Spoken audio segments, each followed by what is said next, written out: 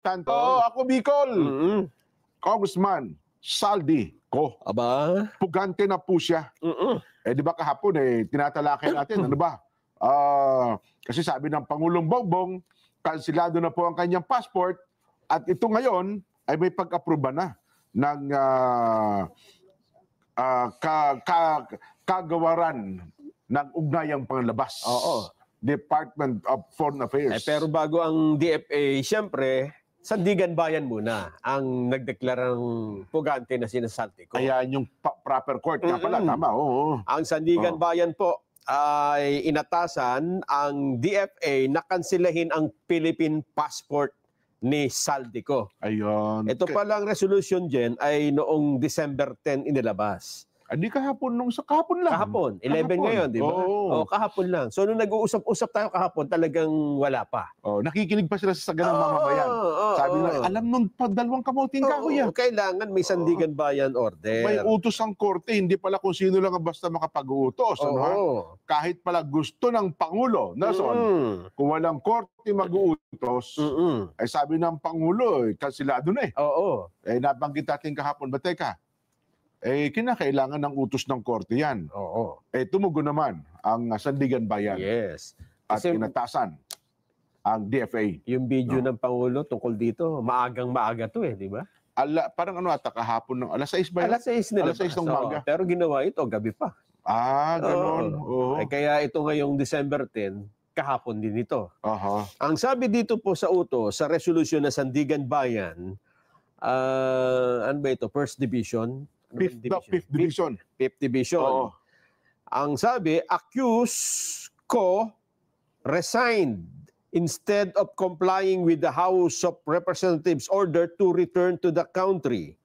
He refused to comply with subpoenas from the ICI and he did not file a counter affidavit with the Office of the Ombudsman. Ayun. It must be emphasized that the accused left the country at the time when investigations into alleged corruption in flood control projects were active and when formal charges against him were imminent. Ayun. So dapat na siyang, paano, kung uuwi siya, wala siyang passport, sabihin, gusto ko umuwi sana Hindi, kung talagang iuwi siya pagka nakita siya. Oo. Nawawala yung passport ko, hindi ako makauwi.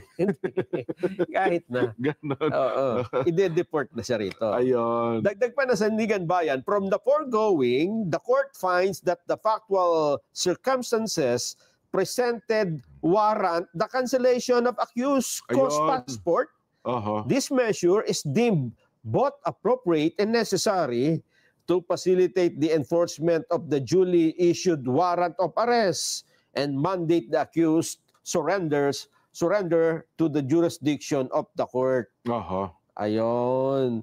At sa hiwalay na resolusyon, ay kinakansila ang iba pang mga kasamang co-accused. Sina Aderma Angeli Alcazar, Cesar Buenaventura, at Noel Cao. Sila yung mga director ng SunWest Incorporated. So hindi kasama yung dalawang close sa kanya. Sino? Yung Tikman at saka yung Estrada. Diba yun taga-bilang ito SunWest Corporation pala ito. Wala pa kasing kaso. Sila lang kinasuhan dyan. Ito ata yung nag-ugat doon sa kaso. Ito ba yung sa Mindoro ata, no? Yes, sa Mindoro pa lang ito, ha? Maliit na ano pa lang ito. Hindi pa kalahatan. Yes. At dahil dyan sa Sandigan Bayan Resolution, naglabas na ng statement ang DFA. Ayun. Yun ang sinasabi natin. Yan ang proseso. Si mismong DFA Secretary Teresa Lazaro. Ayan. Pakinggan natin ang kanyang pahayag. Secretary Lazaro. Sec. Bapering Paranason. Inihahanda yung tinig ni DFA Secretary Lazaro. Yan. Kasi importante yan, makumpirma. At kung nasaan man si Saldico ngayon, ay pwede na siyang ituro. Meron bang reward? Wala pa Wala pa bang reward? Wala sinasabing reward Kasi dati diba itanong sa Malacanang, sabi niya, willing po ang Malacanang na ikonsidera yan.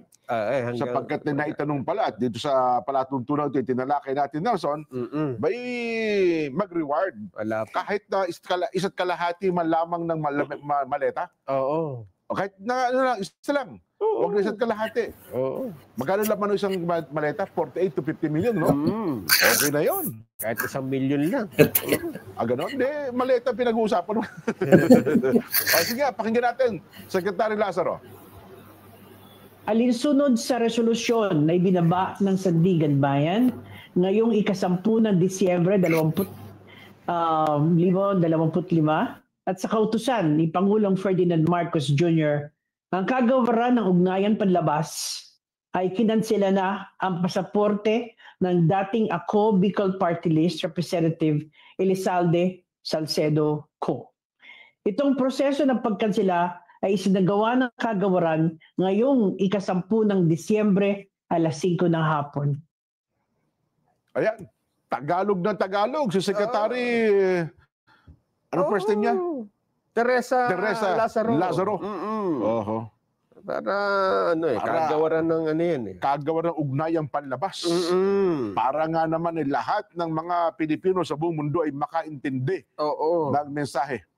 Ito po fugitive na, pugante na si Ginoong Saldico. Yes. Nako. At dahil dyan,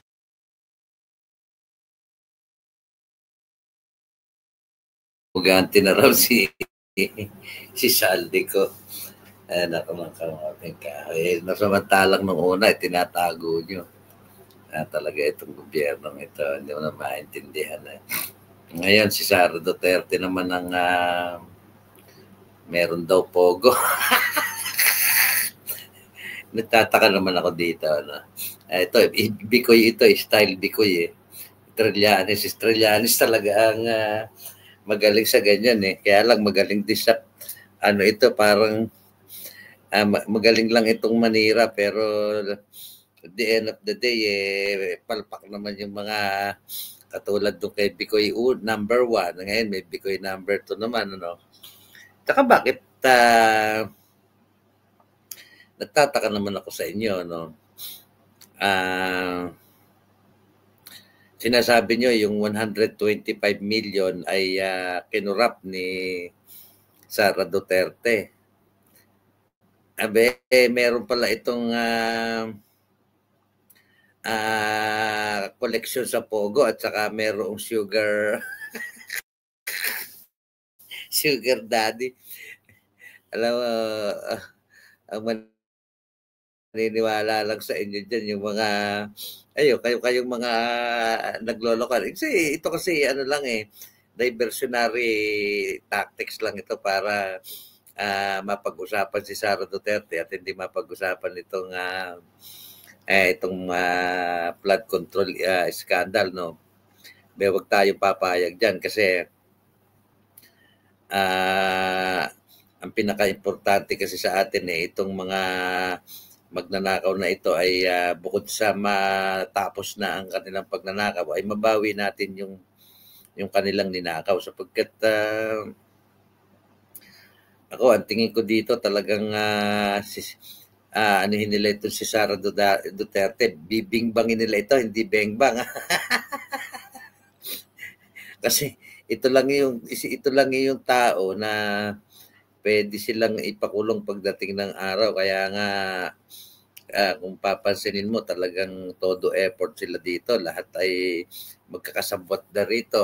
Senado, Kongreso, Executive, itong mga paring bayaran, itong mga dilawang komunista, lahat sila magkakasama na. Ang daming ang yumaman dyan kay Sara Duterte, Kaya dapat man lang magpasalamat kayo kay Sara Duterte sapagkat kung hindi dahil kay Sara Duterte, hindi kayo papayagang magnakaw nitong mga Marcos at Romualdez Kaya lang ang problema kasi, sabi ko nga, pag nagnakaw ng 1 bilyon itong mga kongresista, 20 bilyon ang nanakawin itong mga magpisa na Marcos at Romualdez. Kumbaga, parang barya-barya yung kanila. Sabi siguro, ako presidente, ako speaker, anak ako ng presidente. Bare-bare lang kayo. Papayag naman itong mga kongresista. Isipin mo, maging milyonaryo ka o multi-billionaire, no? O yung iba nga dyan, naging bilyonaryo pa. Tapos hindi man lang kayo magpapasalamat kay Sara Duterte. Nako po, Diyos ko. At ang masakit pa nito, ang tinutugis nyo ngayon, itong mga taong hindi naman nagnakaw, katulad ni Bato. Ayan. Jen. May video. May video bago lang? May video na. Ito sinasabi natin. Naku, totoo? Ito, video. Uploading pa lang eh. Ano yan? Rebuttal yan, rebuttal. Oo. Kasi, di, totoo, meron. Sige, mamaya, abangan natin yan. Uploading eh. Hindi naman natin pwedeng gamitin uploading eh. Uploading. May ikot-ikot na gano'n na dyan. Sabi, adilantado kayo doon. Oo, sandali na. Easy. At dahil dyan, Naku. nalaman na kung nasaan, Jen. Ha! Alam na alam. Saan yan? Sa dahil? Hindi mo na. Huwag mo nang huwag mong lalagyan ng kung saan lugar. Siyempre, baka may reward nga ito. Maunahan tayo, ha? Hindi, sabi nung nakaraan, tinuro, nakita daw sa Hindi. Ito pala, Jen, ay palipat-lipat ng mga bahay. Naku, yun ang sinasabi ko. Palipat-lipat ng bahay. Saldi, magtago ka na. Yan ang sinasabi ko sa'yo. At nalaman pa na ito ay nagtatago sa kanyang mga kaibigan. Mga bahay ng kanyang mga kaibigan. At least, marami pa rin siyang kaibigan. Oo, at pagka nilipat-lipat siya, iba't ibang kotse ginagamit. Ay, siyempre, alam ka naman maglakad-lakad yan. Siyempre, kung bigla madakma yan. Eto pa, Jen. Wala siyang kaalam-alam. Minomonitor na pala siya. Nakikita na pala siya kung saan siya pumupunta. Yan ang sinasabi ko. Ang galing talaga ng ano yan. Alam mo ba kung sino nagsabi niyan? Sino nagsabi? Si John Vic Remulla, DILG Secretary. Ay, siyempre may ugnayan sa Interpol yan. Interpol, DOJ. Tangina, may alam pala kayo. Bakit hindi nyo damputin? Bakit tayo ng mga ito, nako? Lahat ng mga worldwide dyan. Diyan ka nagkakamali. Diyan, hindi worldwide ito. Mukhang nandito lang daw. Hindi. Kaya nga. Nandito lang. Hindi. Kinansila nga ang passport. Di ibig sabihin, hindi, teka lang. Huwag ka magalo. Huwag mo pangunahan. Siyempre, yun ang akala mo nasa ibang bansa. Ito, andito lang na mataan, nandito eh. Baka si Bato. Sabi ni John Vic eh. Baka makuha ni John Vic ang reward pagka nagkataon. Gusto mo, siguro, baka sabihin mo, baka naman totoo yan. Totoo, may ebidensya ako eh. Baka mamaya, ano na naman yan? Parang, hindi, totoo ito. Blind item yan? Hindi. Sige nga. Ito, ipapakita mo nga, yung sinabi ni John Vic Remulla, ha? Ayan, no? We are monitoring him. Alam namin kung nasaan siya. Ay, okay. Hintayin lang namin kung may utos talaga ang korte o wala. May utos na, sir. Ano pa? Yung susunod. Palipat-lipat siya ng mga bahay. Sinabi na sa mga kaibigan niya, tinatago siya. Tapos sa loob lang siya ng bahay kapag lilipat sa iba't ibang kotse ang ginagamit. Meron na, sir. Meron na. Pinahuhuli na yan. Pinahuhuli na yan. Yun nga. Tinanggal na yung pasaporte. Fugitive na siya. Pero may karugtong pala yan. Sino yan? Si Bato. Siya si Senador Bato de la Rosa. Ang aming sinusubaybayan. Hindi pala si Saldico. Ayan, akala ko pa naman makaka-reward na tayo, Sat. Si Bato pala yung sinusundan nila. Si Senador Rockstar pala ito. Alam na eh. Ha? Kitang-kita daw eh. Ha? Alam mo kung paano nakita? Paano nakita? Gabing-gabi. Okay, gabi. Tapos nagsindi silang flashlight. Nagre-reflect daw eh, yung pinagtataguan. Kita. Oo. Malinaw na malinaw. Tingnan mo, nagre-reflect eh. Pakanta-kanta para ng malinaw na malinaw. Ay, naka. Palipat-lipat ha. Nung isang araw pala, totoo ba yun? Nag-post na yung kanya may bahay eh. Pero nakatalikod lang ayaw ko, hindi naman sinabing Senador Bato. Sabi doon nung salamat sa pagdalaw mo sa amin. Yung kanyang may bahay. Pero hindi naman nakatalikod. Sinabi kung sino. Hindi naman masabi kung sino, pero nakatalikod na, alam mo na. medyo... Ang in fairness naman kay Senador Bato, ito naman arrest warrant, di umano ng ICC. Yes, diba? yes, ICC. yes. Oo. At dyan sa ICC arrest na yan, may rules na inilabas ng Supreme Court di ba? Totoo. Na bago mo dalhin sa ibang bansa, dito muna. Pero ayaw pa niya maging kampante. Oo. Kasi siyempre, baka, alam mo naman, di ba? Kasi sa kanya daw, sabi niya, ba't ka ba nagtatago? Sabi nga nun, pinayuhan po ako ng aking mentor . Sino ba yun? Si Senador Ping Lacson. Nako po. Sabi daw sa kanya, magtago ka na. Di ba? Sinunod naman daw niya.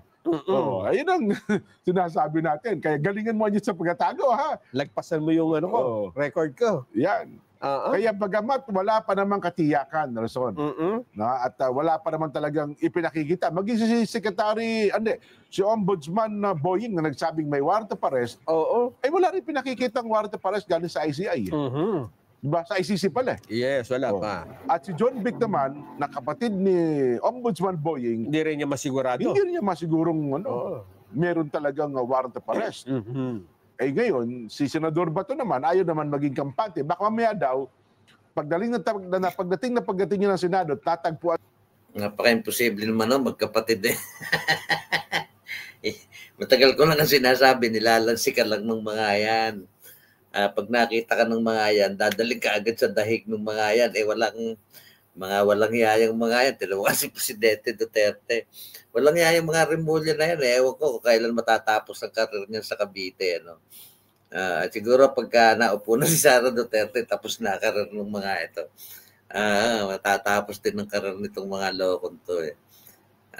Posibleng hindi kung may warrant of arrest, hindi alam ng kapatid niya. That is very, very impossible. Kalokohan yun. Sa chismoso nilang magkapatid na yan. Kuwan sa doon, meron palang naka-screenshot sa kanilang cellphone. Yun. Pero matindi rin ang paninindigan ng Senador Tito Soto, ang Senate President. Yes. Hindi nila, kung sa Senado yan, hindi naman nila papayag na doon huhulihin sa premises. Niwala ka naman kay Soto.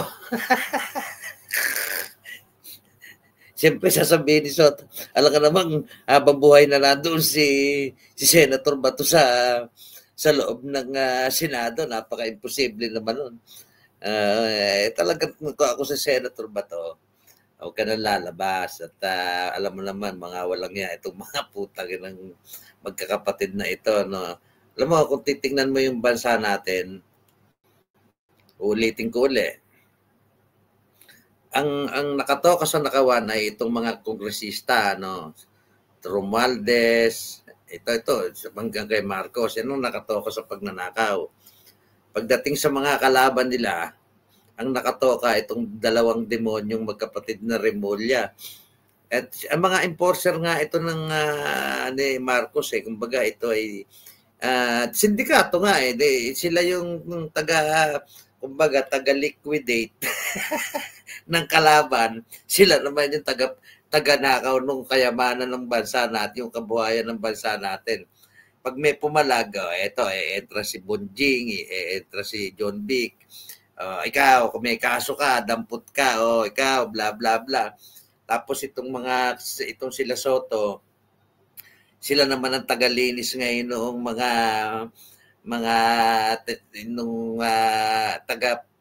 taga-tabo ng issue. Halimbawa, katulad sa flood control, di ba? Hininto nitong ni Tito Escalera, yung mahilig sa Pepsi. At saka itong si Kuratong Baleleng. Habang yung sundalo natin, ewan ko sa inyo, mga professional daw, bahala kayo sa buhay nyo.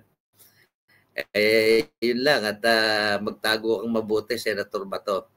Huwag kang magpapaisa rito sa mga ito. Puro walang yan mga yan. Believe me.